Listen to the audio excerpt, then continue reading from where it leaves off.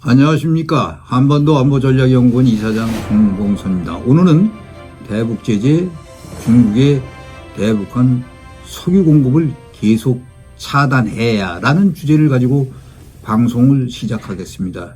중국이 대북한 송유관을 닫으면 북한 경제 군사 부문에 직격탄을 맞게 됩니다.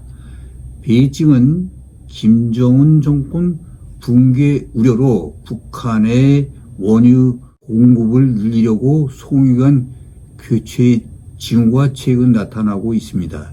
2022년 1월 6일 또한 화물차가 신의주에서 2년 만에 단동에 도착하여 양측의 국경을 여는 신호도 보여지고 있습니다. 북한이 핵실험과 장거리 미사일 시험 발사 때마다 중국의 대북한 원유 공급 중단을 압박하는 국제사회의 목소리가 높아져 왔습니다. 원유는 북한의 공장 군사 부문을 유지하는 생명줄입니다. 전문가들은 중국이 원유를 끊는다면 북한 경제와 군사 부문이 즉각 타격을 입고 김정은 정권마저 흔들릴 것이라고 전망하고 있습니다. 한국과 미국이 대북 제재 조치 중 가장 강력하고 효과적인 방안으로 평가되는 원유 카드를 꺼내든 것은 이 때문입니다. 그러나 중국은 꿈쩍도 하지 않고 있습니다. 중국 해관, 즉 세관 통계에 따르면 2012년 52만 3천 톤, 2013년 57만 8천 톤에 달했던 중국의 대북 원유 수출액은 2014년 1월 이후 공식적으로는 줄곧 제로로 나타나고 있지만 중국은 제재를 피해 지금도 여전히 매년 50만 톤의 원유를 비밀리에 북한으로 보내고 있는 것으로 한미 당국은 파악하고 있습니다. 통일부 관계자는 중국이 대북 원유 공급을 완전히 끊었다면 북한 내부 공장과 군사훈련 중단 등 징후가 나타나야 하지만 그런 조짐은 없었다고 했습니다. 중국산 원유를 정제하는 북한 보화화학 공장도 정상 가동 중인 것으로 전해지고 있습니다.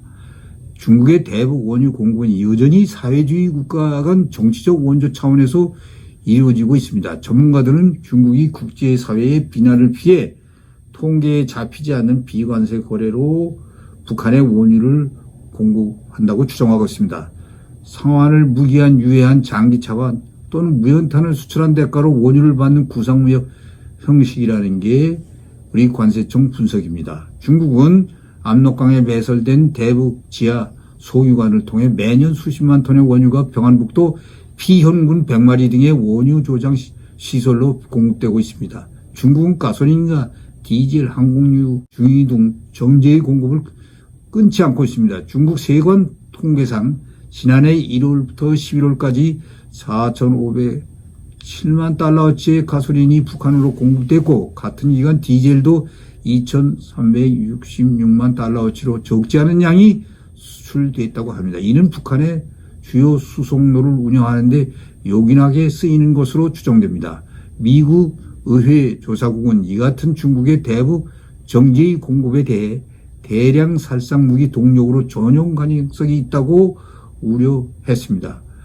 중국이 쉽사리 북한의 원유 공급을 중단할 수 없을 것으로 전망하고 북한이 가진 전략적 가치 때문에 중국이 동북아 재균형 정책을 내세워 아시아에서 영향력을 확장하려는 미국에 대항하기 위해선 중국은 지정학적으로 가장 가까운 방파제 역할을 하는 북한이 필요하다는 점 때문입니다. 북한의 붕괴를 원하지 않는 중국이 원유 제재에 참여하더라도 그때마다 단기적 조치에 그칠 것이라는 관측입니다. 일각에서는 대북 무역 전면 중단 등 극단적인 조치를 병행하지 않는 이상 원유 대북 제재 효과가 예상보다 크지 않을 것이라는 전망도 있습니다.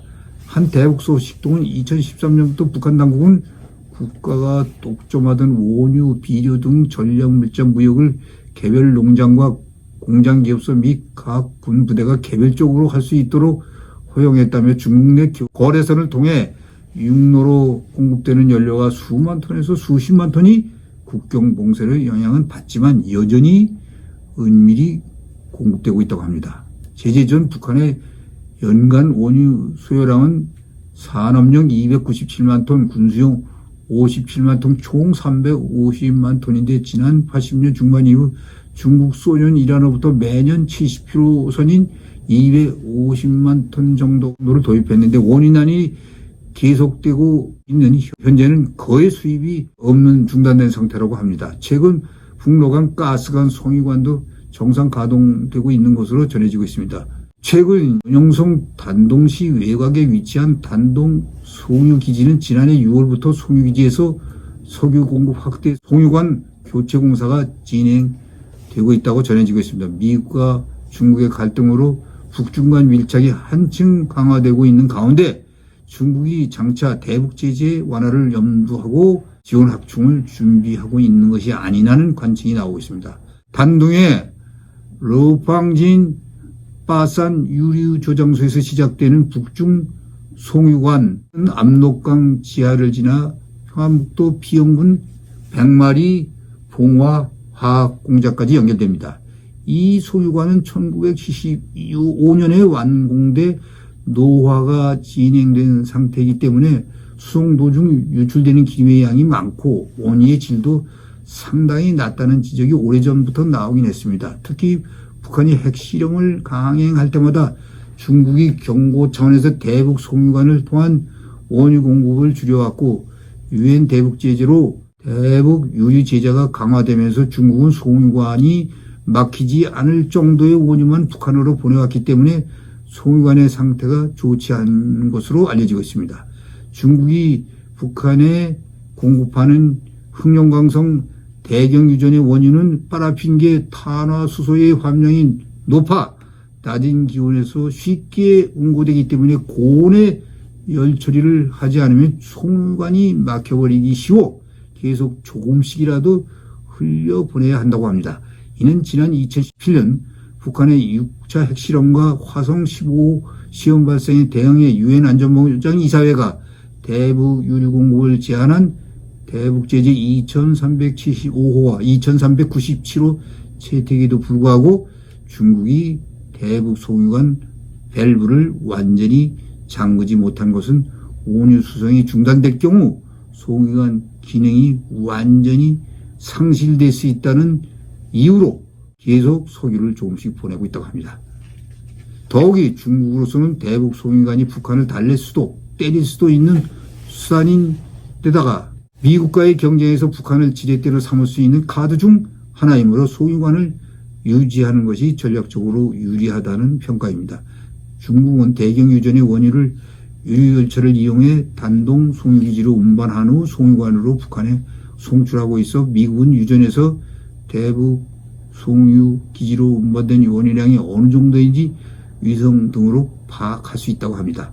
한편 왕이 중국 외교담당 국무연경 외교장관은 6일 아세안 지역 안보 포럼 외교장관 회의에서 현재의 교착 상태를 타개할 수 있는 길은 유엔 안보리 대북 제재 가역 조항을 조속히 가동해 대북 제재를 완화하고 대화 재개를 위한 긍정적 분위기를 조성하는 것이라고 말했습니다. 중국은 제재로 북한이 파탄하는 것을 원치 않기 때문에 북한에게는 송유관 공사 작업으로 언제든 북이 필요한 자원을 제공할 수 있다는 신뢰의 메시지를 발신하고 미국에는 북한을 움직일 수 있는 카드를 중국이 쥐고 있음을 보여주는 것이라고 할 수 있습니다.